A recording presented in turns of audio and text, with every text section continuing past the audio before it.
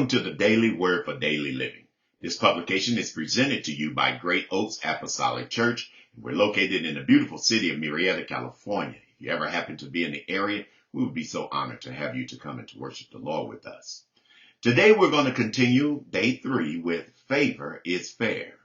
I'm going to read several scriptures from the book of Daniel, King James Version, and then we will go into favor as it pertains to longevity. Please listen to the reading of God's word. Daniel chapter 2 verse 46.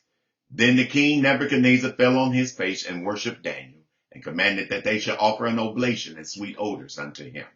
Daniel chapter 5 verse 29. Then commanded Belshazzar that they should clothe Daniel with scarlet, and put a chain of gold about his neck, and make a proclamation concerning him that he should be the third ruler in the kingdom. Daniel chapter 6 verse 1 through 2. It pleased Darius to set over the kingdom 120 princes, which should rule over the whole kingdom. And over these presidents, of whom Daniel was first, that the princes might give account unto them, and the king should have no damage. Daniel chapter 1 verse 21. And Daniel continued even unto the first year of King Cyrus. May the Lord add a blessing to the reading and the hearing of his word. The first thing I want to point out to you that the favor of God is always fair. I know society says favor ain't fair.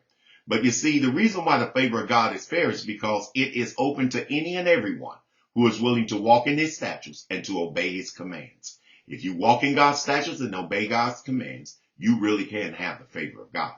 Now, I want you to notice with the 4 passages of scriptures that I read, Daniel, while in captivity in Babylon for 70 years, went through 4 leaders. He went through Nebuchadnezzar, Belshazzar, Darius, and Cyrus. And the interesting thing is, no matter who was in charge, Daniel's position remained the same.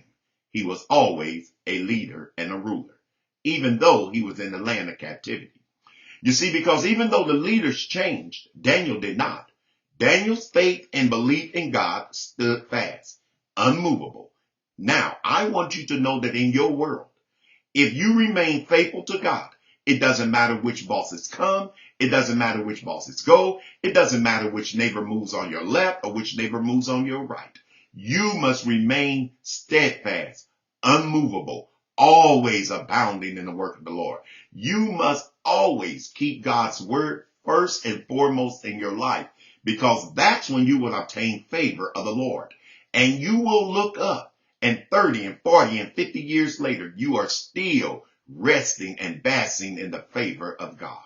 All you have to do is make up in your mind and purpose in your heart that for God I live and for God I die. It doesn't matter who's over me. It doesn't matter who's in my life. I have set a standard and I will not bend. You too can be like Daniel.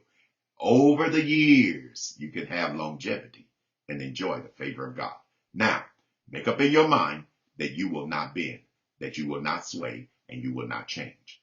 And now go and get and enjoy the favor of the Lord.